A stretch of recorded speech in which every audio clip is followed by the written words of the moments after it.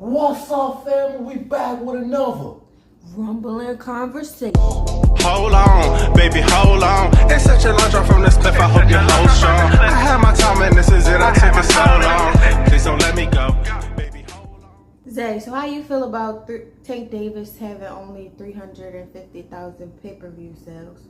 Man, I don't really think I care.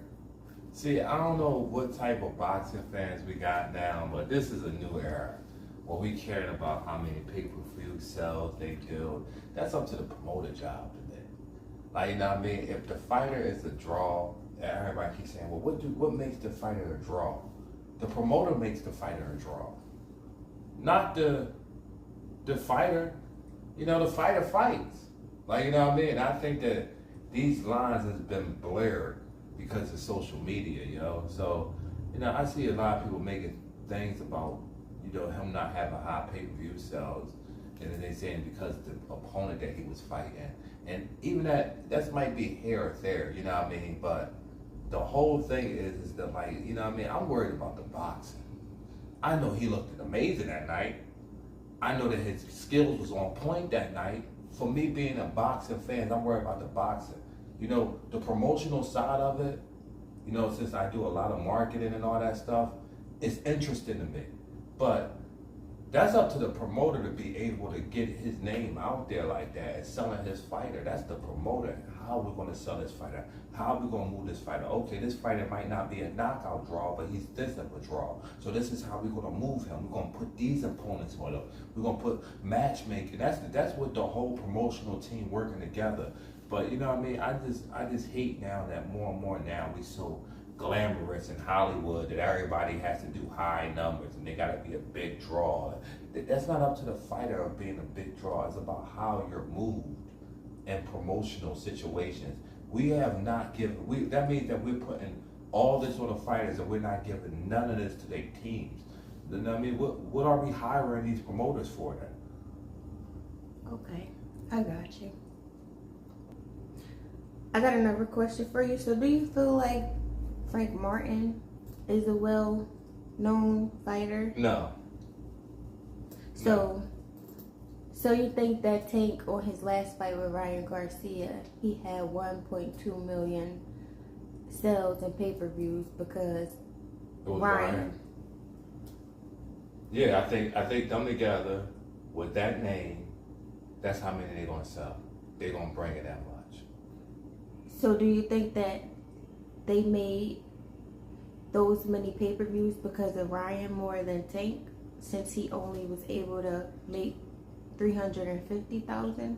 Well, you know, since I do marketing, and I'm just answering the question about the marketing side of it. And since I do marketing, you know, it could be a whole bunch of factors to that. Like, you know, I could be ordering that fight not because I'm 100% a Ryan Garcia fan, but I want to see Ryan beat him, and he's the first guy that he's fighting with a name that as big as that.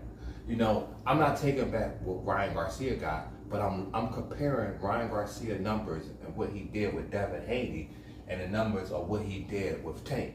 I'm comparing Tank numbers of what he do usually, not what he did with Frank Martin, what he do usually.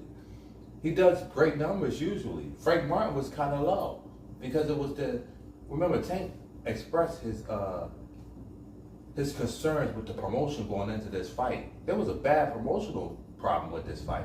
He expressed those concerns. So I am on that situation with that, but you know what I mean, it just depends, you know what I mean? The promotional side of it, them coming together made it a bigger fight. Them having two promotional companies promoting it made it a bigger fight, made it more interesting, made it more exciting. But when you're fighting somebody like Frank Martin, you're not going to get that much pay-per-view buys. You're not going to get that much promotion to that fight because it's hard, especially when they're going to a new network. They was going to Amazon Prime. It was the filling out moment of that.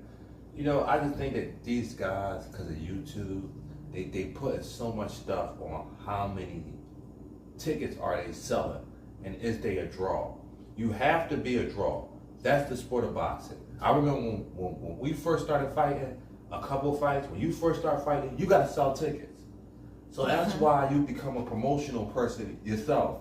But at the same time, what is I'm paying the promoter for? And this is me talking as a fighter and a marketer. I remember as a fighter, I used to say, why the fuck I got a promoter if I gotta sell half of the tickets and I gotta be a draw? Like, what are you taking half of my money for?